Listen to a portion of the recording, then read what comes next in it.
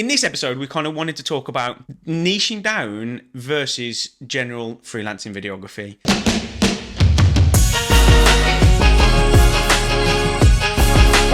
Now, I know it's something that you've kind of struggled with, you're kind of thinking about. I am struggling with, yeah.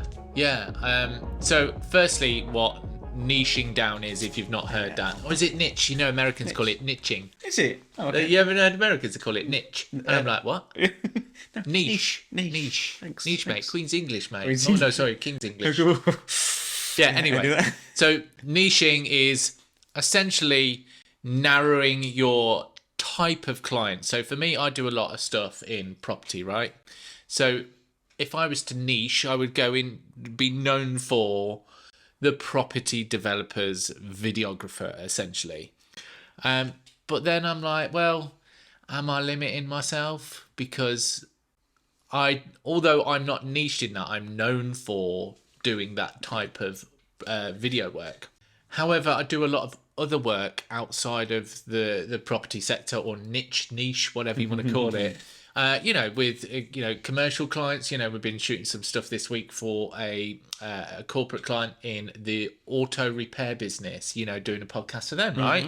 And then others in interior design, closely linked to property, I know. But I do other things, so I'm always worried. Like, if I go full property, and will I miss out on other opportunities because people go, well, he's a property developer, videographer. He's not going to want to do this short film or this documentary series, or he might not want to take this ad for this clothing company. So I really struggle with that, and it depends who you talk to, right? So some people say, yeah, you must niche down.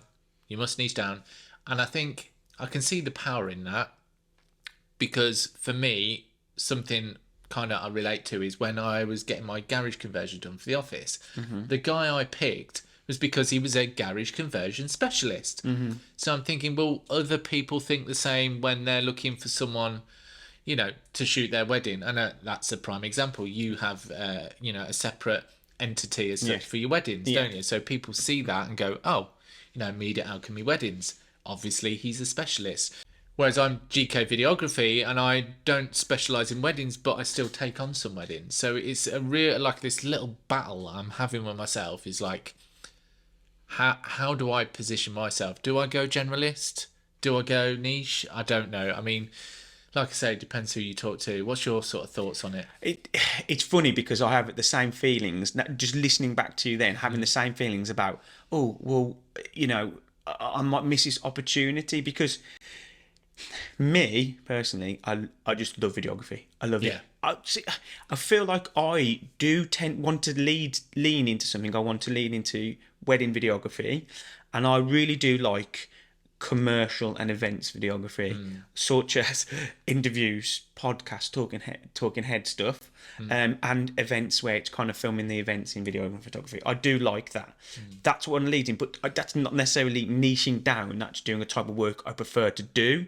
I think niching, being as like a prime in a niche, say, is something where you heavily focus on just that specific type of videography, photography, isn't it, really? And I think part of that is you have to really enjoy that specific type.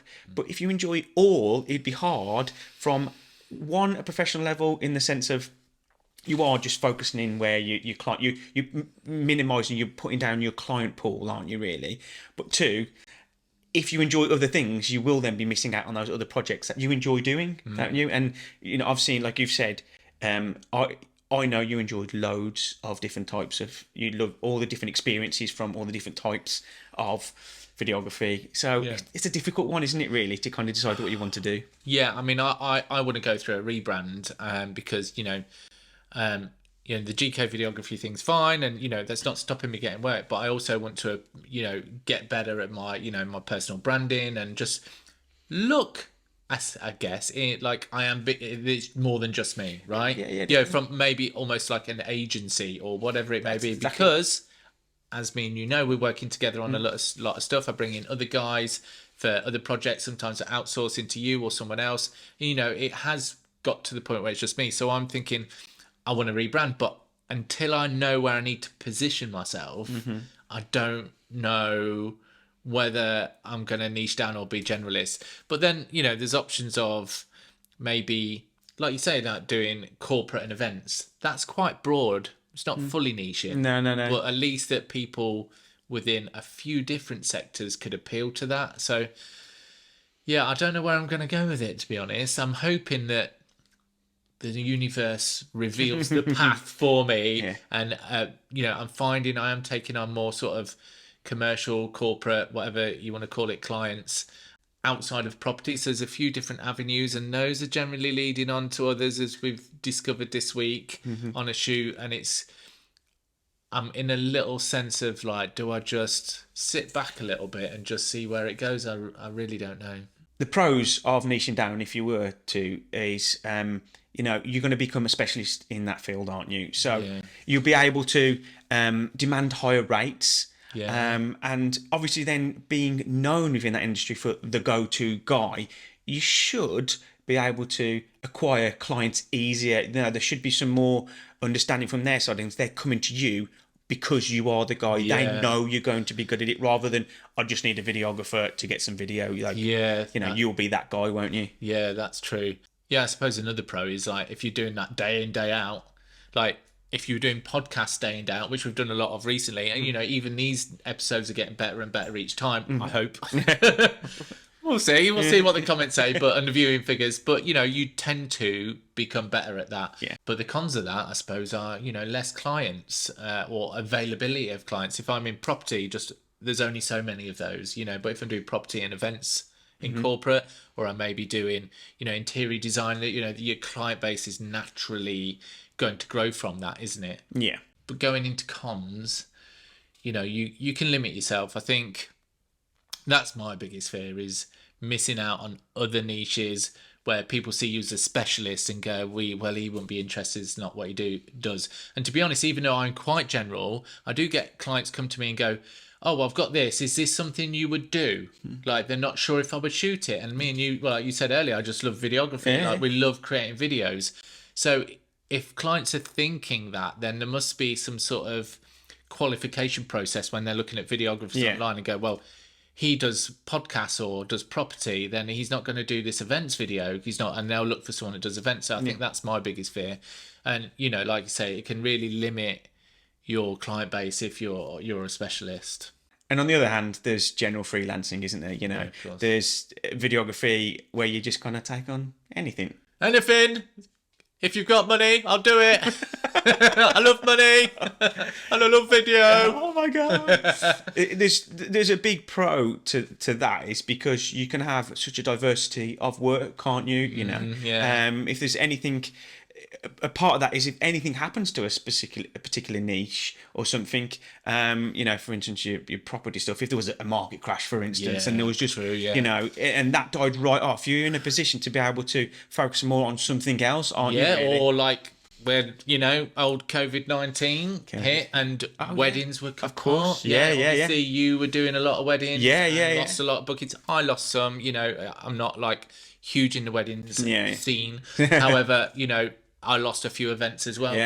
I've got a lot of friends that are solely wedding photographers or videographers, and they just lost it all in essence. But luckily for me, being I would say a general freelancer, generalist, is the fact that I was able to focus more on some other work. Obviously, I didn't have the full amount of work that I needed, but at least I still had some work to go to, didn't I? Really, and that really kind of saved my bacon, as you kind of say. Talking about the property, if there was a crash, one of my mates, Ben Thomas, he was like, you should be a generalist. He said, because what if you push the property and it goes, that there is a crash and people aren't spending the money on video, and you just think, so I don't know, I'm no further forward. No, but that's always the case, isn't it? Because I love the idea of being that go-to guy in that industry. Like, there's a couple of kind of people I could follow on Instagram and YouTube and stuff, and they're known for being that guy for that type of videography or whatever you want to say, and it just feels almost empowering. It feels great. I feel like it would feel empowering or great if you're that go-to guy. However, you feel important. I feel important. Like, I'm known for this. This is what I do. That's what I do. You're in good hands. Yeah. Where do you even go from that? You know, nowhere. Just in circles. It sounds about right, doesn't it? The other side of that is like if you're a generalist, you're kind of like a, don't know. Jack of all trades, master of none. Yeah, I get what you're saying. So it's kind of like, do you stand out? Like you say, if you're a specialist, like you're niching down, you're that guy. But like when you're generalist, it's like, well, you're just a bit like nothing really. I don't know, not nothing, but you know what I mean. It's like you don't stand out in any way. Yeah, your work might be great, but if they're going to your website, which is mine, you see motorsport, events, all these, whatever it may be, it's a little bit more difficult, isn't it, to, stand tall. Yeah, and I think one thing I've just kind of thought of is when you, like, if for those higher, bigger paying clients, for instance, that's kind of what we all want, don't we? We want those bigger paying clients. Tens of thousands. You know what I mean? If you're listening, we'll lose money. Yeah. We're very good at what we do. Yeah. They might focus more on the specialist, mightn't they? 100%. So, it depends on that kind of level that you feel you're at or you want to go to within your business and how you want your business to develop, That's it. That's what I think can be quite hard to judge as well, really, and how you want to deal with that. It's like M&S doing their sexy Christmas food advert. They're not going to go to someone who does a bit of property and weddings, are they? They're going to go to the food porn specialist. Yeah. The guru of food. Yeah, that's it. They're going to go to those people. So yeah, that's there's pros and cons to both. I don't think anything's like right or wrong. I guess it's what you feel comfortable in. Yeah, and kind of how it works for you and where your journey's taking you. Yeah. Some advice, a good friend of mine, Ben Thomas, if you're watching, hey mate. He said to me, because I was having this discussion, and I said, I'm struggling with it. And he's like, well, what I do, he says, when I'm like struggling for direction is just think of what's my dream job? What would I love to create? And find that thing and create it, because if you do niche down, it's got to light a fire in your belly, regardless of what's happening externally to that niche. So I think it's definitely a good starting point. I still don't know what that is. I really like shooting things like this where it's controlled environments, mean you get to play around with the lights, make it look nice, and I enjoy working in teams. I know that for sure. Working with you a lot is great, and it's fun. And then we've got other clients who have got multiple people involved in the shoot. I really thrive on that. But which niche, I don't know. I have an interest in music videos, but it's quite a tough market to break into. But yeah, it's some solid advice, but still I'm like racking my brains as into like, what would be the dream? What would your dream gig? Absolute dream gig. This is going to probably sound quite basic. It's funny. I've had yeah. I've had recently had a client inquiry, and it's for a company based in Monaco. And no, I don't think I'm going to be going to Monaco. They haven't, because they are a company that arrange families to look after children to speak a different language. Probably didn't explain that very well. And so basically, some families will arrange for the children to say from Monaco or anywhere from there, from Europe, say, to come to England to stay with British English speaking families, to then help them see the culture of England, but then to learn better English and understand the English language kind of thing. What do you call them again? There's definitely something. Where students come and stay over and they do. What's it? Exchange students. That's the one. Yeah. Exchange kids. Is that what? I don't know. Either way.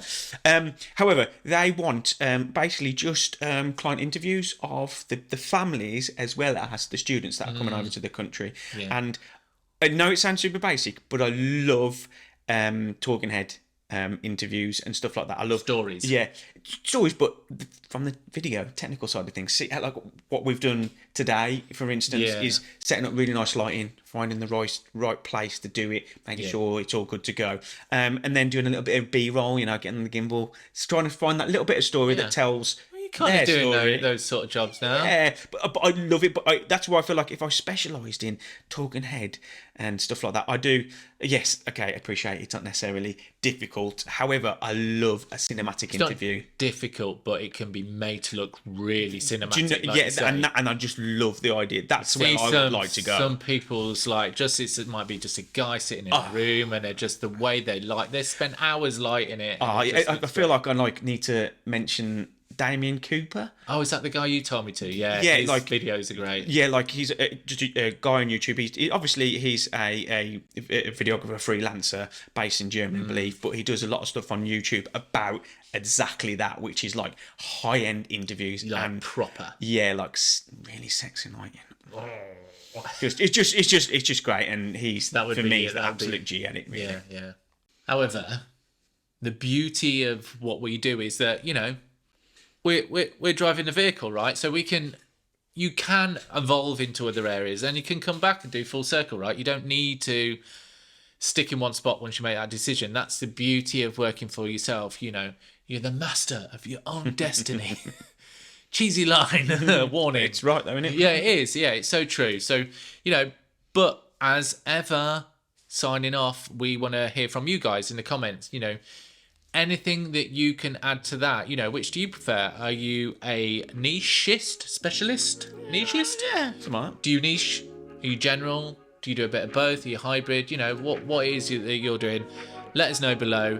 And as ever, we'll see you next week. Nice. Cut. Go. Audio.